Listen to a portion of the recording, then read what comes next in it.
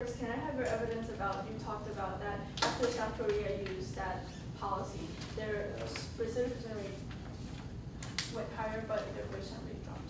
Can I have any evidence? And I would like to ask you about, in our plan, yes, the notification part isn't like, we're passive. People who would want the information,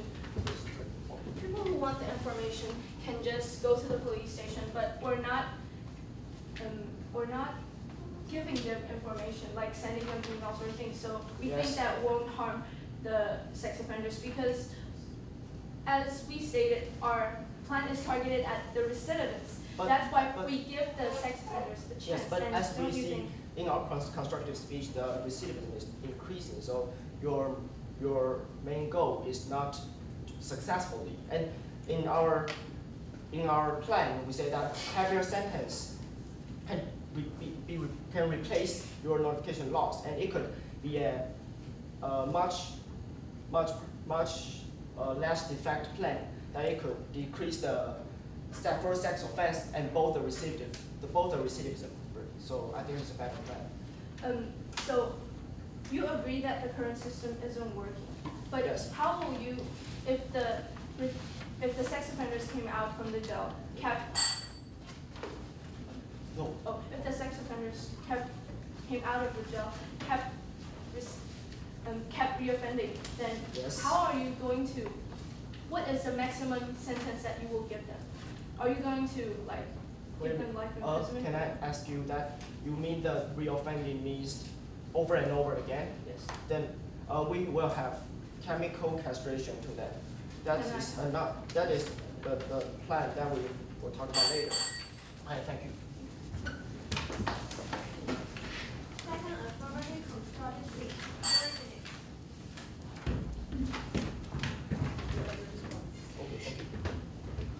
So, honorable judges and distinguished debaters, before responding to the negative contentions, I first like to detail our plan, which is targeted on recidivists. Our plan can be defined into 3 steps, which are registering, tracking, and publicizing.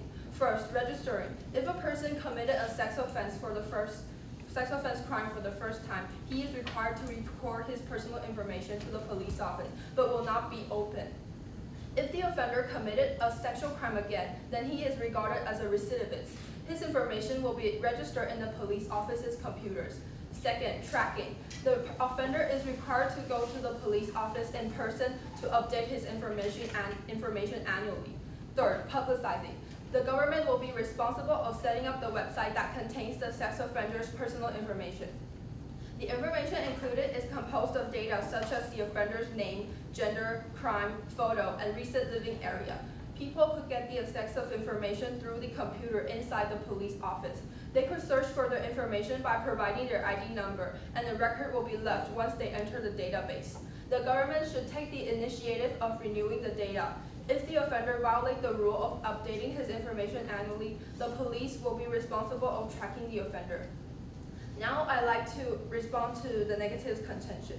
The negative argue that after the sex offender is registered and made public, they will be isolated from the society. But let me remind you that our system is different because our system is stand on the conservative stance, and that people could only get the access through the police office's computers. And we target sex offenders on recidivists, which means we give them a second chance, and their information will only be open to the public if they reoffend for the second time.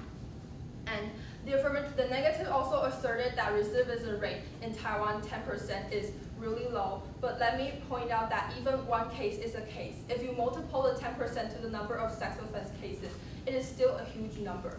And the negative talked about opening sex offenders' personal information is considered as double jeopardy. But let me remind you that this system is not used only to protect the general public, but also the offender himself. And in a recent Minnesota study conducted in 2008, the notification group was significantly less likely to sexual reoffend, which is 5%, than the non-notification group, which is 15%. And sex offenders were 4 times more likely than other criminals to be rearrested again for a new sex crime. In brief, only by making sex offenders' personal information public can we provide a protection to the public. We thus would like to ask for an affirmative decision at the end of today's debate, and I now stand for cross-examination. First negative cross-examine, second affirmative, 2 minutes. Good morning. First, can I have your evidence from the South Korea, the recidivism decreases? May I see that? Okay, it's just the one. Okay. And you say your plan is you have registered plan, right? Yes. And you said that register is not open, so why the notification law? And you said that we open if they reoffend. If they commit sex crime for the second time, then we will open. okay, and you have tracking, and Yes. but it is not effective to deter the first crime rate. You said that your main goal is recidivism, right? But 10% of recidivism will be increasing because the in our constructive speech I said that the sex offenders, when they are out of the prison, they are ostracized by the society, right? And they will find everyone is getting away from him, so he may But more likely to recommit a crime. So that Do the you have the recidivism evidence rate of of that? 10 points. No, this is my theory.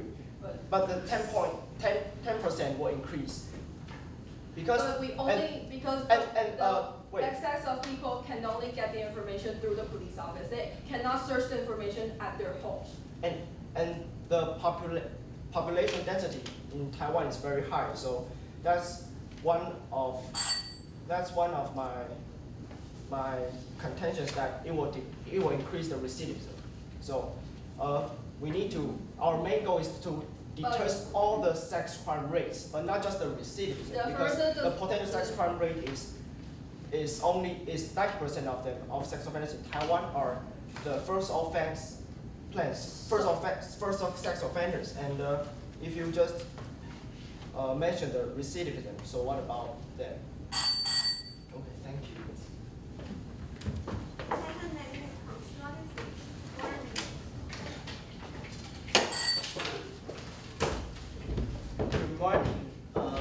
The affirmative side just say that the sex recidivism rates will decrease, but we found that the evidence cost is decreased from 8.01% to 6.35%. It's not just 2%. It's not it's not strong enough. And also we found that 9,000 people of the statistic that recidivism rates will increase according to Chicago's University statistics. And also they say that the information will only apply in police station, means that not every person can get the information of the sex crimes. So it means that it's not almost worse this. Not every person can protect themselves. So we think that the affirmative contention is not strong enough. Also, so now I would like to propose our contentions. First of all, the affirmative the negative will like to announce against implementation of notification law can help improve public safety. A study done by University of Chicago in 2011 found that notification law had nothing to do with recidivism rates. The offender can simply get on his or her car and drive into a distant community to commit crime if he wanted. The researcher also compared the arrest rate for sex crime in each U.S. state before and after notification laws and found no significant change in crime trends. Second, Dr. William Marshall, a Rockwood Psychological Service researcher coordinator, focusing on researching the factor of sex crime, and found that most sex offenders have low incomes, poorly educated, and cannot easily control their anger. And most importantly, they lack of social skills, so it's difficult for them to relate with others in society. They even have problems between their family members. To eradicate the problem, we should change their social skill in prison instead of notify their personal information. So, and it can provide better ability for them to combine with society after they release from prison. And we follow Hong Kong treatment program. The program is based on heavier sentence and clinical psychologics. And now we'll like to illustrate some of our main goals. First, challenging thinking patterns used by offenders to excuse or justify their behavior. Second, enabling prisoner to understand how the offense appear from the victim's point of view and how a range of people are affected by the sex offending. Third, increasing sexual knowledge. Fourth, most importantly, developing skills to help manage intimate relationships successfully. And also, Professor Hansen gathered information on a variety of psychological treatment and combined 43 studies with a sample size of over 9,000 sexual offenders, found that after treatment, the sexual recidivist rates decreased significantly. We believe that the combination of the heavier sentence and clinical psychologist program can suppress both first sex crime and recidivist rates.